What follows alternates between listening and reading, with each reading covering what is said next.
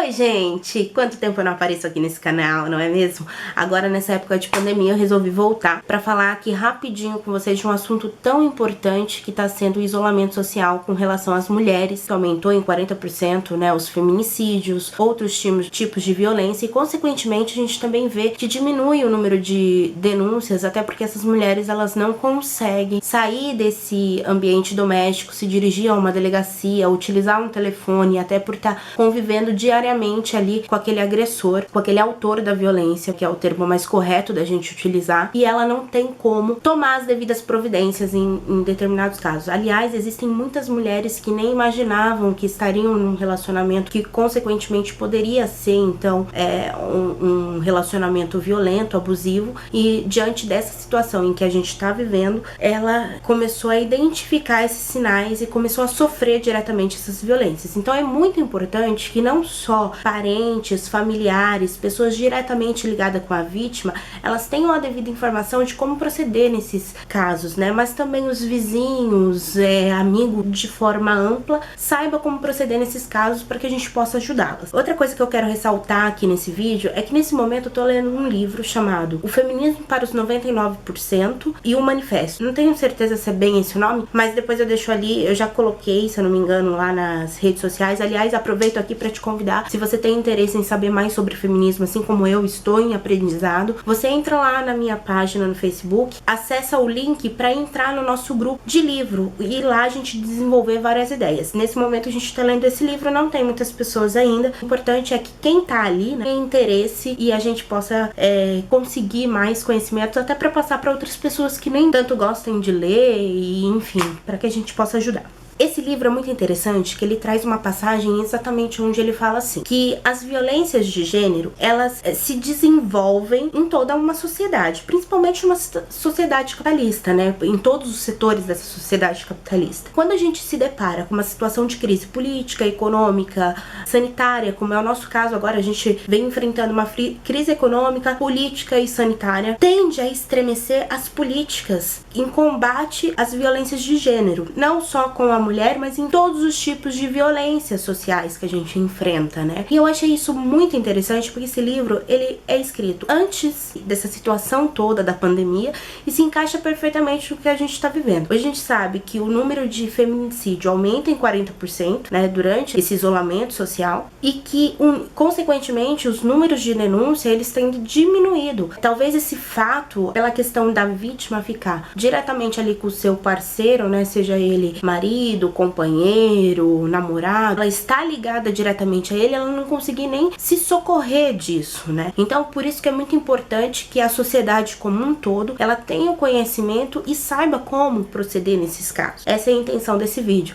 A gente falar quais os mecanismos estão dispostos e qual a maneira ideal de se ajudar uma vítima nessa situação. Uma questão também bastante relevante que eu vi nesse livro e que explica de maneira mais coerente, talvez, o porquê de estremecer essas políticas sociais e do porquê agravar o número de violência numa época em que a gente enfrenta uma crise sanitária, política, social, econômica, é também um dos fatores que estimulam essa violência no ambiente familiar nesses períodos de crise, que é exatamente, como já dito, um momento que a gente tem enfrentado aqui no nosso país, pela aquela velha ideia de que o homem seja o provedor do ambiente doméstico, ele deve cuidar da família, é ele quem deve gerir, que deve sustentar. Essa ideia, quando a gente enfrenta um período desse, como a pandemia, nesse momento, ela faz com que esse homem, quando ele perde um emprego, quando ele está sendo sufocado no emprego, né, porque não sabe se vai ficar, se vai ser demitido, como que vai ficar a situação, se vai continuar ganhando as horas extras, se não, enfim, toda essa questão, ela sobrecai numa carga tão grande que estimula com que este homem, ele venha a ter comportamentos abusivos dentro do lar e que façam gerar toda essa violência. É muito importante a gente salientar que a violência, ela não atinge somente a mulher. A gente precisa entender claramente que essa violência, quando ela acontece no ambiente doméstico, no ambiente de trabalho, enfim,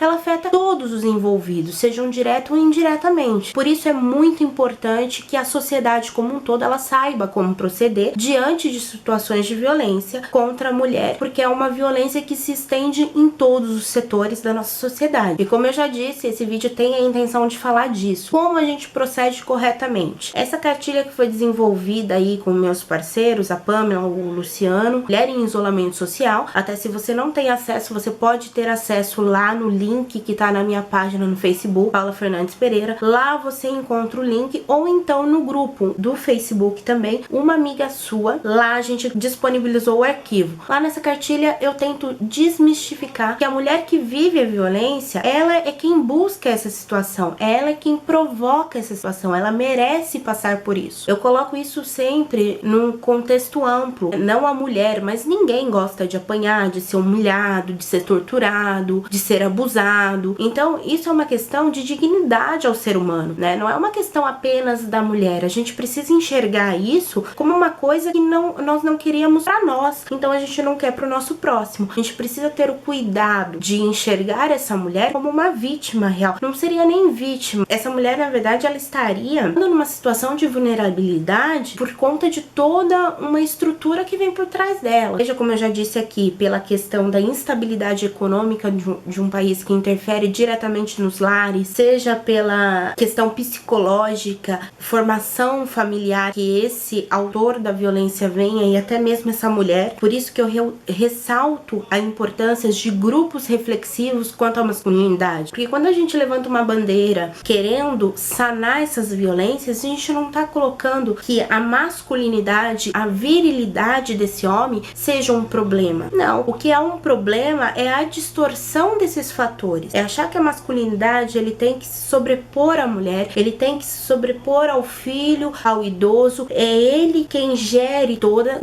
essa família, é ele quem sustenta, aonde hoje a nossa sociedade, ela é bem clara em que essas divisões, as mulheres, elas podem trabalhar se quiser, o ambiente doméstico deve ser dividido. Então toda essa questão de masculinidade e virilidade, ela não se põe na questão da agressividade. Então a gente precisa tomar um cuidado para que a gente não relativize essa mulher que está em situação de violência como se ela merecesse e como se ela quisesse estar ali, porque é uma questão até psicossocial dessa mulher, né? Psicológico e social. A gente não sabe o ambiente em que ela foi criada e a gente também não sabe a questão em que ela está vivendo psicologicamente, quanto tempo ela vem ali sofrendo aquilo e ao ponto de acreditar que ela merece estar naquela situação e que ela não consegue sair daquilo, que ela não vai ter apoio da sociedade, que ela não vai ter apoio da família, que ela não tem pra onde ir.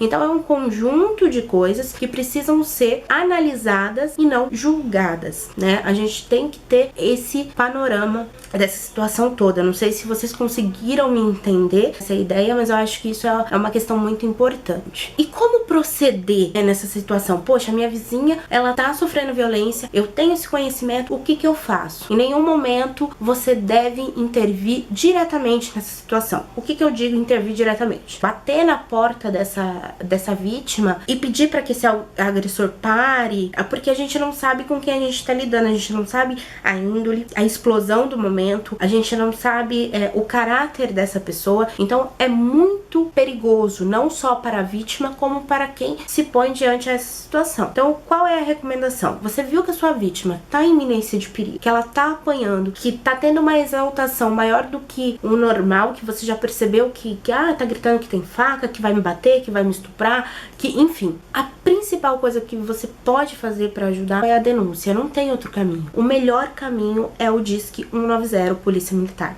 Por quê? Este é o caminho que vai te atender imediatamente. Ressalto, muitas vezes a gente liga e fala de violência doméstica e demora mais de 1 hora para essa viatura vir. Então o interessante é que você ligue mais de uma vez e que peça, inclusive dentro da tua casa, para que outras pessoas liguem. Se não puder ser na tua casa, se tiver um vizinho de confiança, para que eles liguem para viatura, para que ela venha o mais rápido possível para impedir que o pior aconteça. Então a melhor maneira é a denúncia, não tem como a gente fugir disso, é denunciar. Hoje, nessa situação de isolamento social, foram criados alguns mecanismos até para ajudar a própria vítima a denunciar, porque às vezes ela sofre uma violência que nem os vizinhos percebem, e às vezes tortura mesmo, né? A tortura acontece e a gente não escuta, a gente não percebe que tá acontecendo, como muitos casos aconteceram aqui no litoral de cárcere privado. A Polícia Civil, ela desenvolveu o boletim de ocorrência online para vítimas de violência doméstica.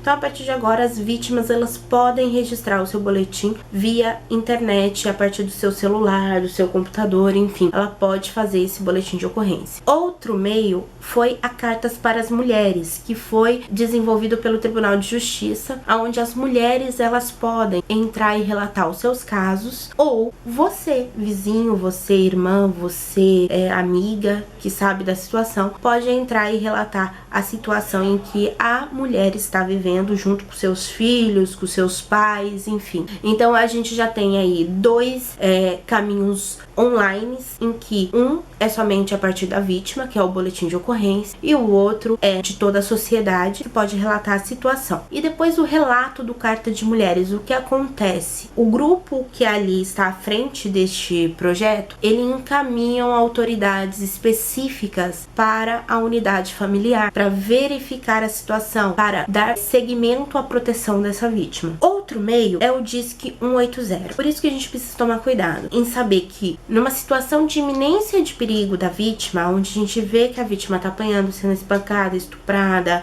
ameaçada de morte, né? Você vê que o vizinho tá com arma, e, enfim, toda essa situação, Disque 190 que vai sanar na hora. O Disque 180, ele leva um tempo para chegar na delegacia, então ele não é tão eficaz. E nesse momento em que a gente vive, a gente precisa de uma eficiência nesses casos. Quando você diz que é para a Polícia Militar, muitos municípios, inclusive aqui em Caraguá, Ubatuba, eu não tenho certeza se São Sebastião tem a Patrulha Maria da Penha. Eles têm essa equipe própria para lidar com a situação de violência doméstica. Inclusive, eles estão sendo capacitados, eles tiveram uma capacitação, eles têm uma convivência muito boa, uma relação muito boa com os órgãos de proteção. Eu falo isso propriamente aqui em Caraguá, porque eu tenho acompanhado e tenho visto esse desenvolvimento. Então, eu acho muito importante a gente saber separar qual atitude eu posso tomar que vai ser eficiente nesse momento. É o 190 para iminência de perigo. 180 é uma violência moral, é uma situação, já disquei 190, já foi, eu vou reafirmar